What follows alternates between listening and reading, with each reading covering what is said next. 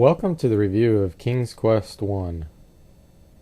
King's Quest I was created and released by Sierra in 1984, but I'm reviewing the 1987 re-release.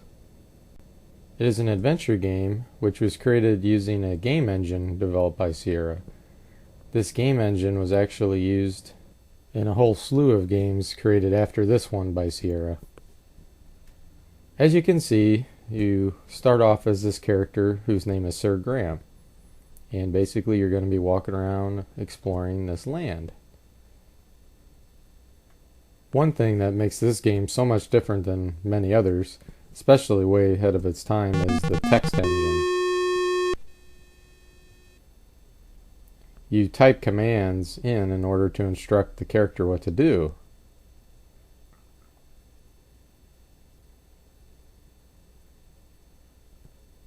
As you change to different positions on the screen, obviously it flips to another screen.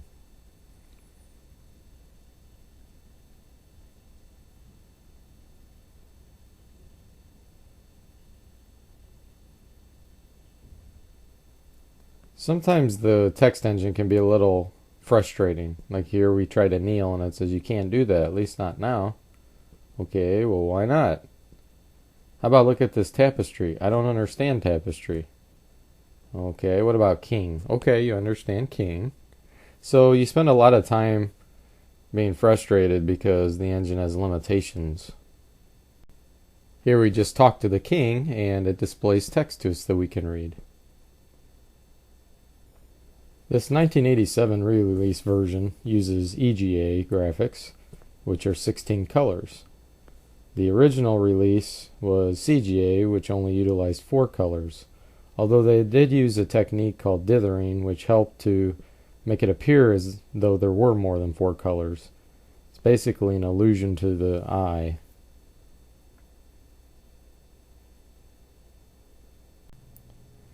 You can interact with objects on the screen, such as moving that rock, and the animations are pretty smooth, especially for 1984.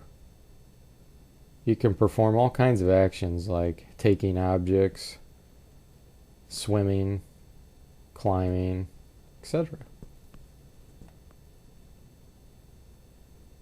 The graphic engine also detects what you're behind, so it helps to give a somewhat three-dimensional feel because objects that should appear in the front actually do.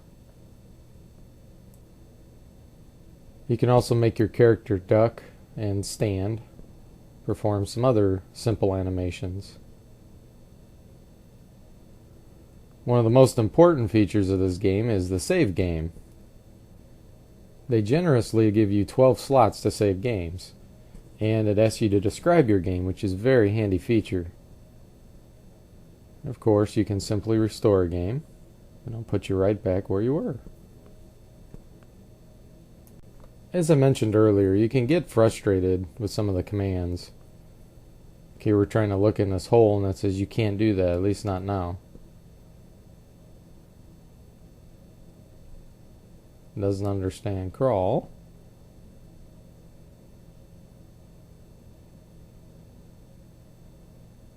So basically you spend a lot of time trying to solve mysteries by just randomly typing things that seem like they'd be logical and hope that you guess correctly.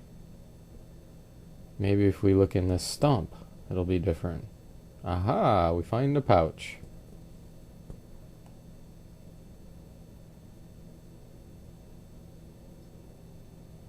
King's Quest is full of hazards.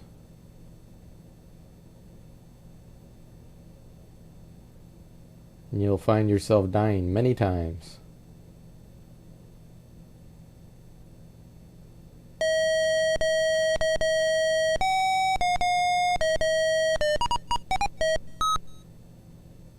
After that charming music is played, all that you're allowed to do is restore the game, restart the game, or take inventory.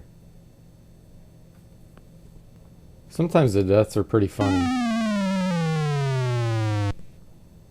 Like falling into that person's floorboards. Or getting killed by a wolf.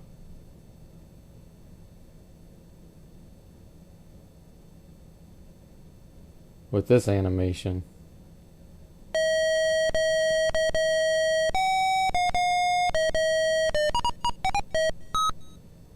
And the animation keeps on going like the Energizer Bunny. The designers were nice enough to warn you sometimes before you're about to die.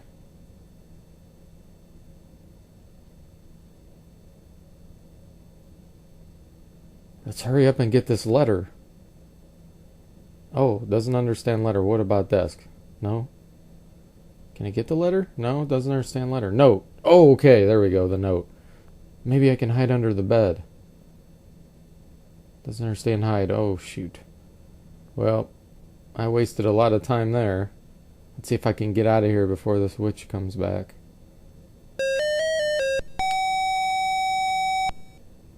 Rats.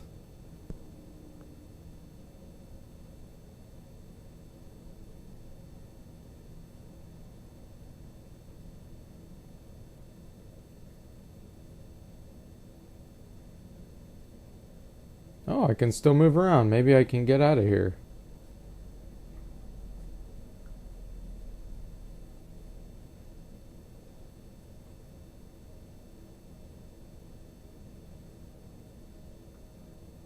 Oh, guess not.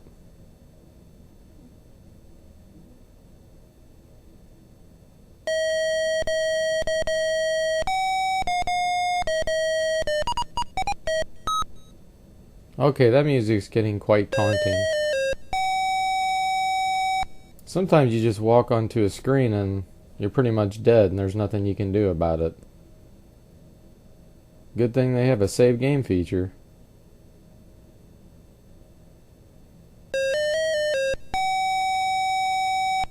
There's other hazards that are dangerous but not fatal. Like the sorcerer would paralyze you if he touches you.